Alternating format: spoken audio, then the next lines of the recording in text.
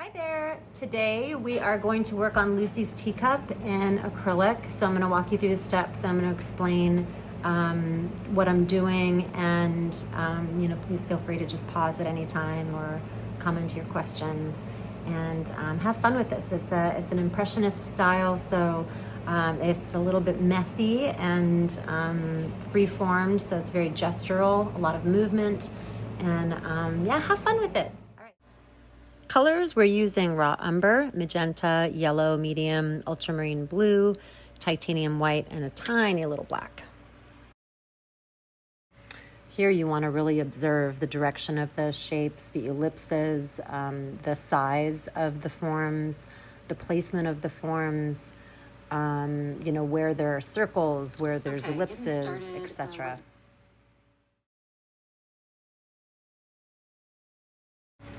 I'm starting off by making sort of a violet, light violet, red-blue, and spreading that across the top parts of the canvas, leaving room on the top for that, the background space.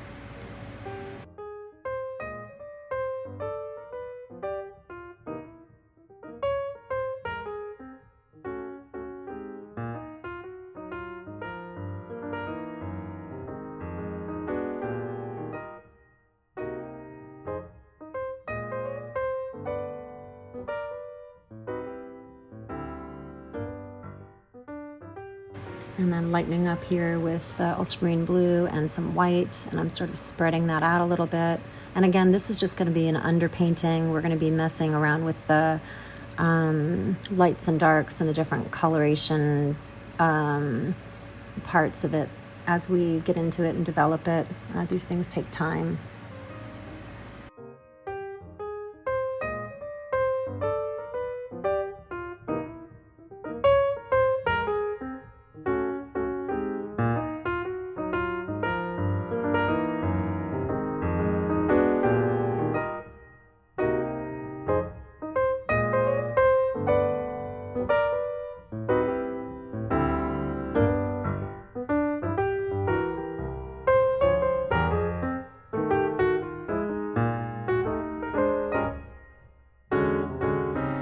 Okay, here what we're going to do is take our main color, grab a little bit more of the matte medium, and what that matte medium is going to do is basically just extend it and make it a little bit transparent, and it doesn't change the color though. So we're adding some raw umber to our main color, and so it's kind of the raw umber brown with a little bit of the sort of red-violet color that we have in there. Okay, we're popping in a little bit of the yellow in the top left corner. And then what we're going to do is we're going to mix that magenta with yellow to make it a little bit more red. So anytime you have that magenta and you need to create red, just add a little bit of that yellow, and it's going to make it into kind of a cadmium red medium, or some pyrrole red, maybe not so much pyrrole, but and then we are adding that to the background just to brighten it up a little bit. This is taking some layers, and just remember to enjoy yourself during this process.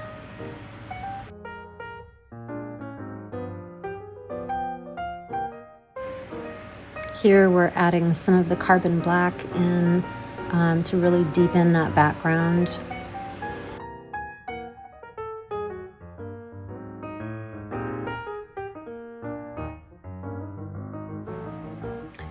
Here I'm using a number 2 round brush and making a color that is going to match what the original reference has in it for the forms.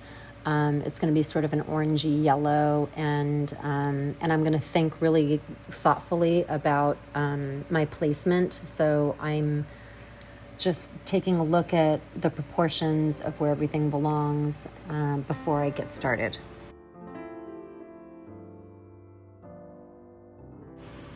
Again, looking really intently at the reference page and the size and shape, line direction, the height of the ellipses that I'm drawing with the brush.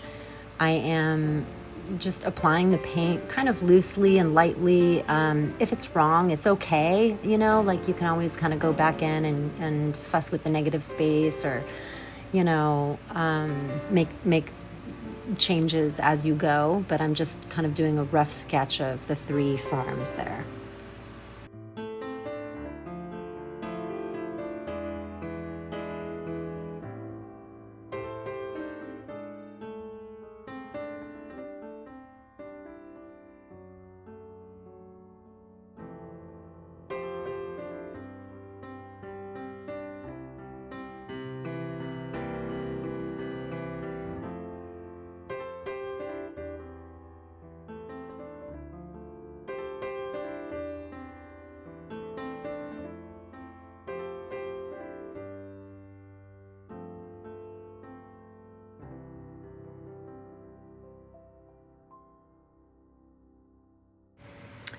I'm starting to fill in the yellow tones of the lemons on the forms, and this is going to develop over time once again.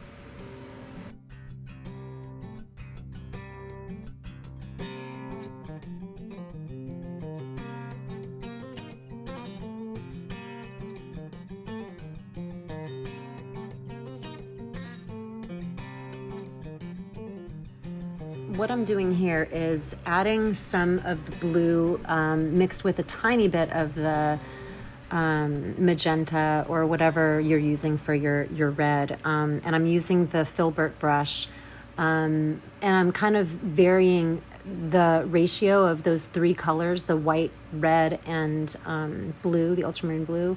And I'm trying to develop the background information so that when I do end up coming back in for any detail work later, I'm not sort of going back and forth trying to fix something in the front and then fix something in the back. Like, I want my background to be developed before I put my middle ground in, and then my detail work is always last in every single painting. I mean, that's the hope anyway. So that's my personal process, and that's how I'm doing this painting here. You can see the reference picture in the top corner, how much more blue and deeper the surface is, the surface under the the forms there.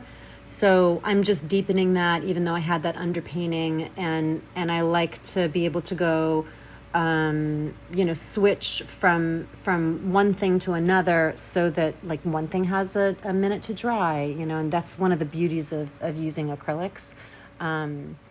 So yeah.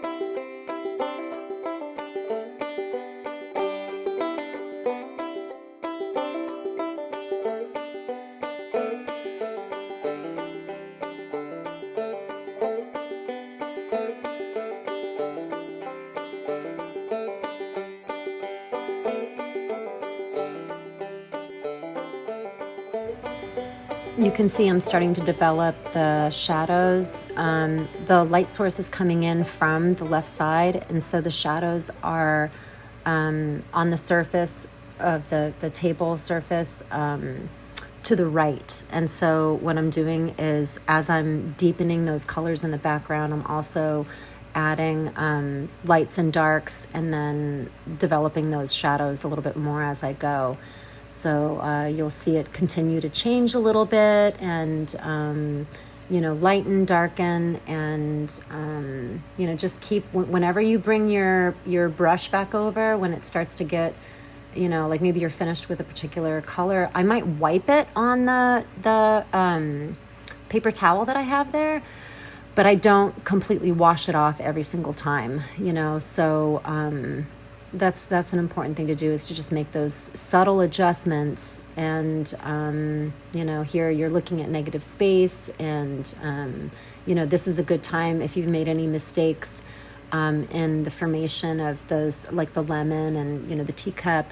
You can kind of start going over that negative space so that it shows the form just correctly.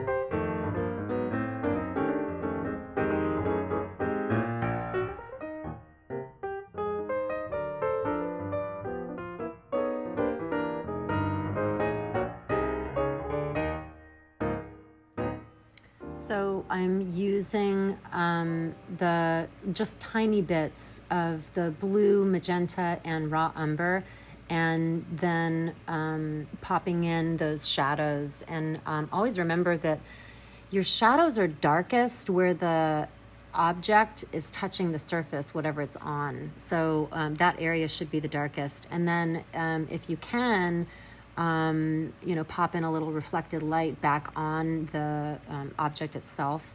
Light is a fascinating study. The laws of physics. You know, there's so many things at play there. So anyway, that's probably a great topic for another video. But yeah, so here I'm just deepening and darkening, and again, like, because of unity, you know, unity of color, we're popping in that color that we used for the shadow into the background, and then I'm also placing it in the deepest parts of the forms themselves. You know, the back of the teacup, you know, where it looks like it is, you know, going downward, right? You want that light comes forward and dark recedes. And so, you know, you want to have those placed in the right areas to give you that illusion of form and space. And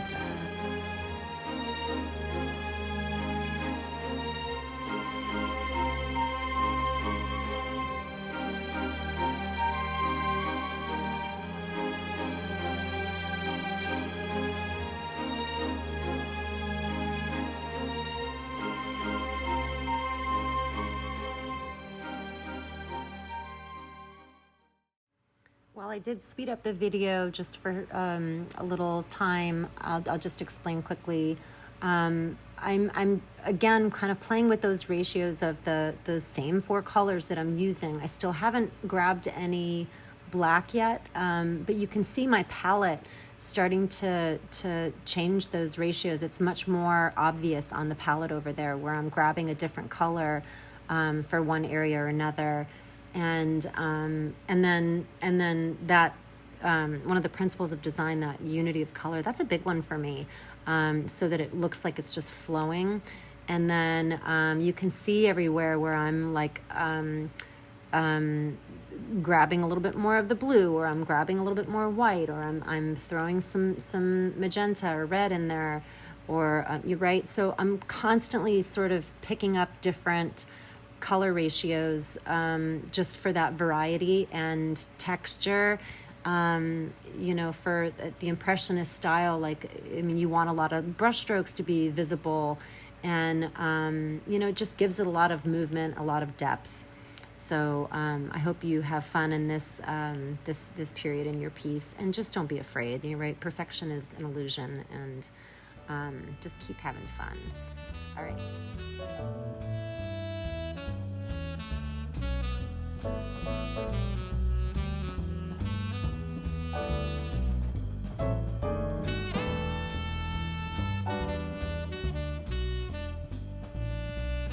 So here I am making some of the orange mixed with brown, and I'm clarifying the lighter areas of the shadows that are cast onto the surface.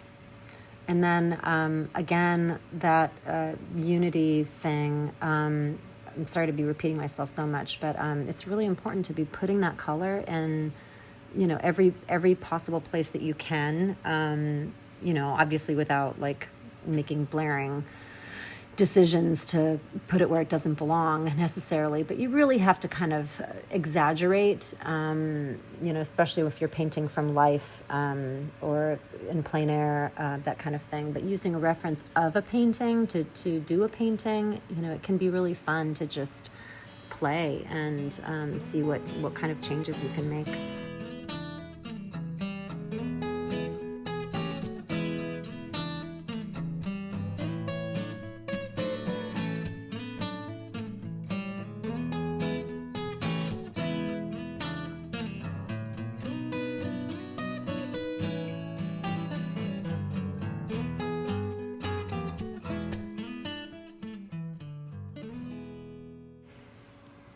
Here, what I'm working on is still developing that background, but checking for accuracy, really looking to make sure that the lights and darks are in the right places and making sure that the colors are all there before I really go in and start adding the detail of the forms.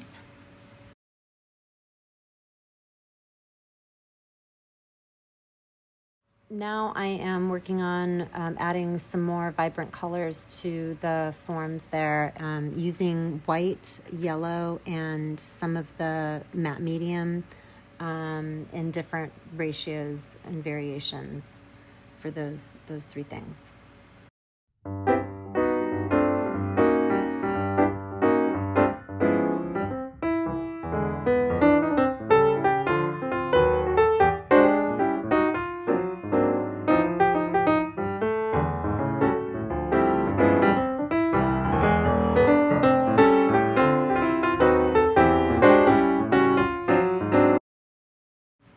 Notice that not only did I make the playback time normal again, I've also slowed down how I'm applying the paint. So I'm really thinking more about detail at this point.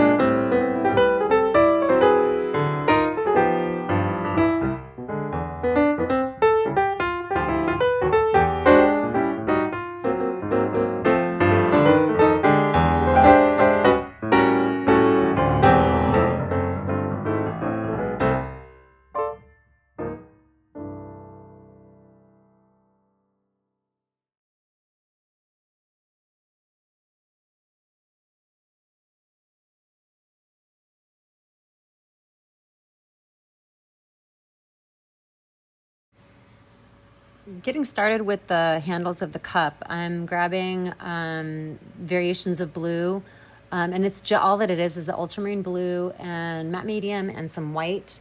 And I get started. I know it's kind of hard to see my hand, I'm sorry, or see the brush hitting the canvas, but so I'm just carefully putting it in, those painted lines.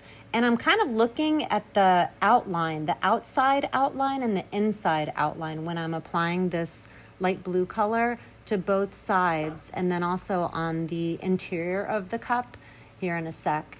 And then I'm going to be doing the same thing that I did before with varying the ratio of the blue and white, making it darker in some places, making it lighter in some places, making it almost all white.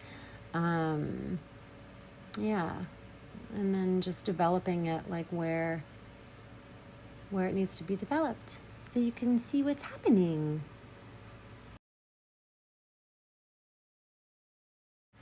Something you can also do is you don't need to mix the paint on your palette first. You can just grab whatever additional color that you want and let those sort of ribbons of the different colors show through. Let ribbons of white show through, ribbons of blue show through, so that you have that variation and movement when you're applying the paint to the canvas.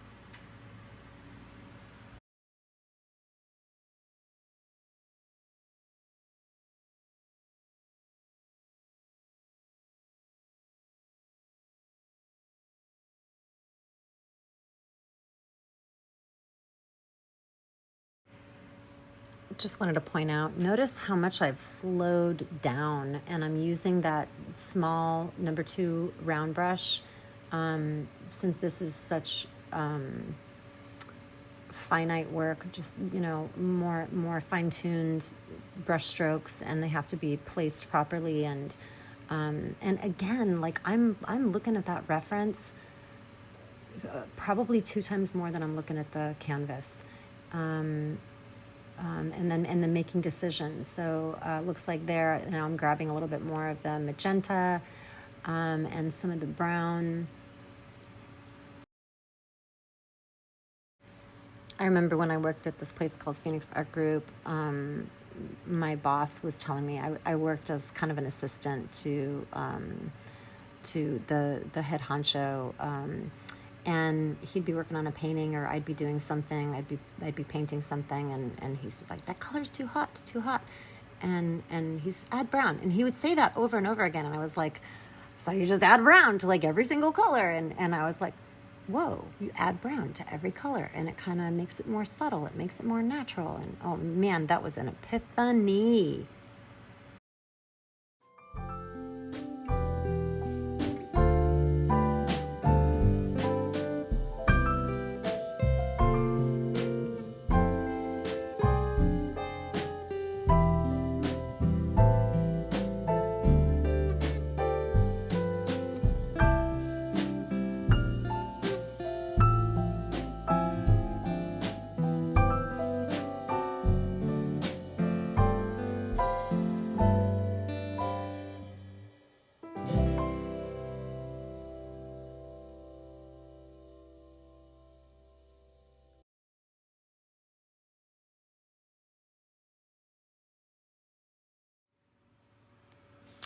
Okay, here I'm grabbing the blue, magenta, and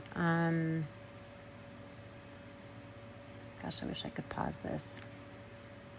Okay, so just blue and magenta. I think there was some brown that was in that spot on my palette though, and then I'm giving it some much deeper lowlights, lowlights or shadows, and this helps to clarify the ground, the bottom, and you can see like I'm putting it in a lot of spots, and it really gives it that depth. All of a sudden, it starts to pop.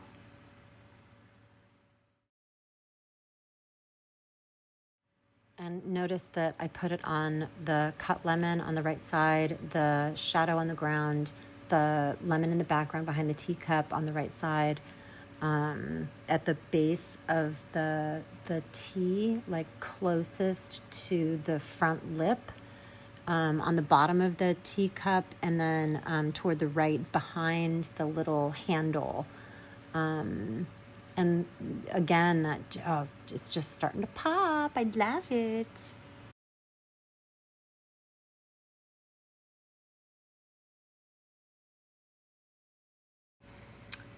And this one, I know I sped it up, but it's kind of hard to see what's going on. Obviously, I'm adding brown, white, and yellow to my brush, and I'm kind of doing some filling in, lightening it where it needs to be a little bit lighter, but giving it some of that depth. So you want, with your values, you want a nice variation. That's what makes it look round. Maybe it's a scale. Maybe it's like a gradation of 5 on a value scale from light to dark. I don't know.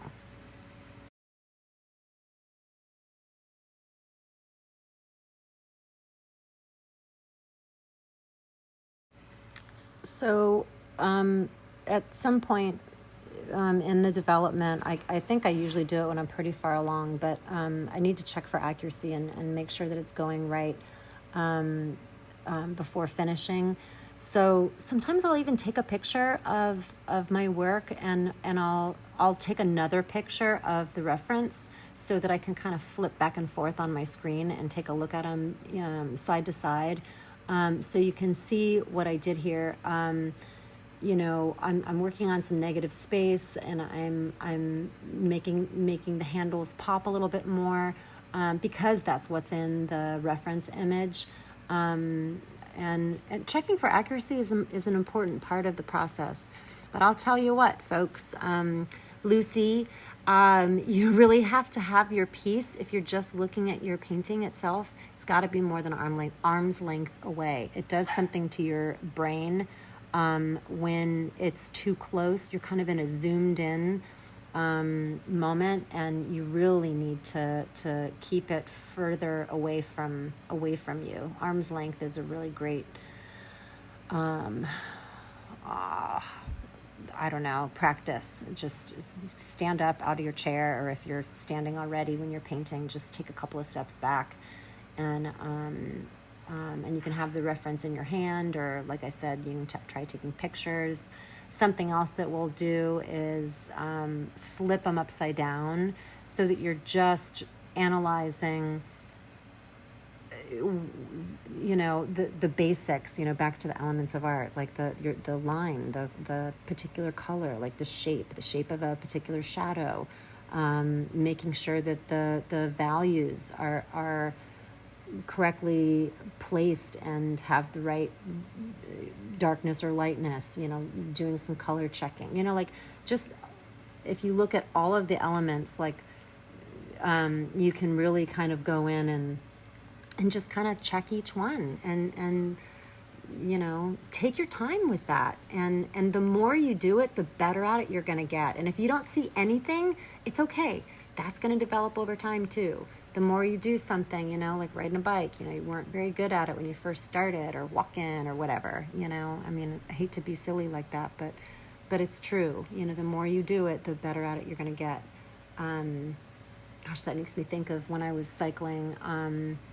I was not very good at hills, and a friend of mine, she rode for the ASU team, and she did criteriums and everything, and she was an absolute sweetheart. I really adored her. And she would say, well, Jenny, if you're not good at hills, you just got to do more hills. And I'm like, I don't want to. It's like, well, no wonder I wasn't very good at it. I just didn't do it very much. So there you have it.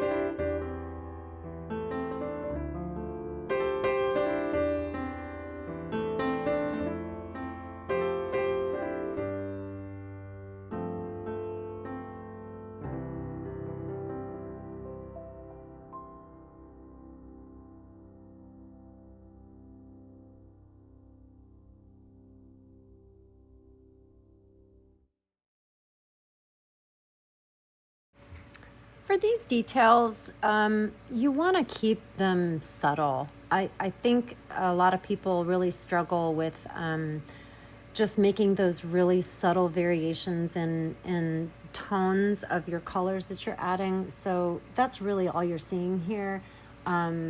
Subtle details.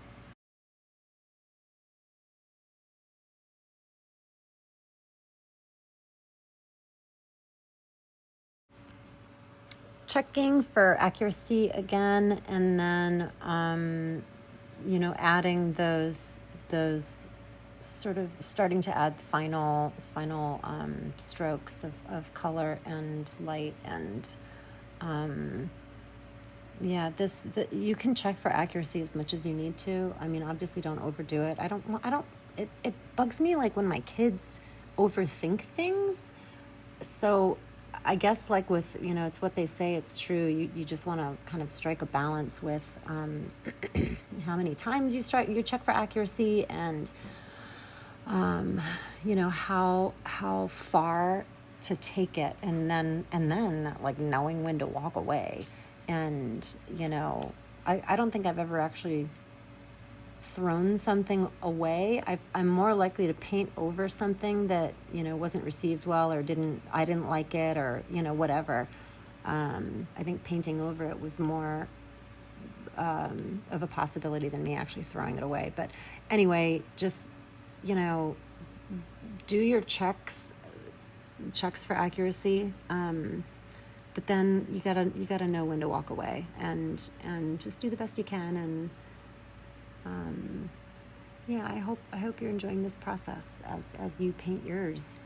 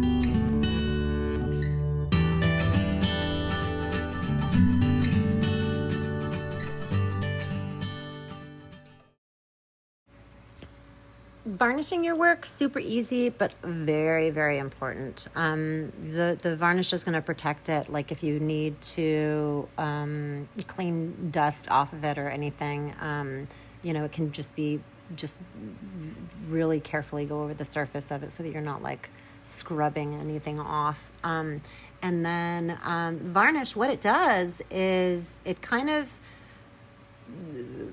brings it all together, like behind. It's almost like putting glass on something, as long as there's not glare, but I mean, there's different sheens. I usually use a satin varnish. I use Liquitex varnish for acrylics, and then I use a different one for oils that takes much longer to dry. But yeah, gotta varnish it.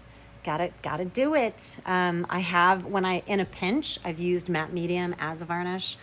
You just want to be careful of it getting cloudy. You don't want your varnish to be cloudy. You want it to dry crystal clear. So yeah. All right. Thank you so much. Talk to you another time. Oh, remember to like my video and hit subscribe if you want to see more. Thanks so much.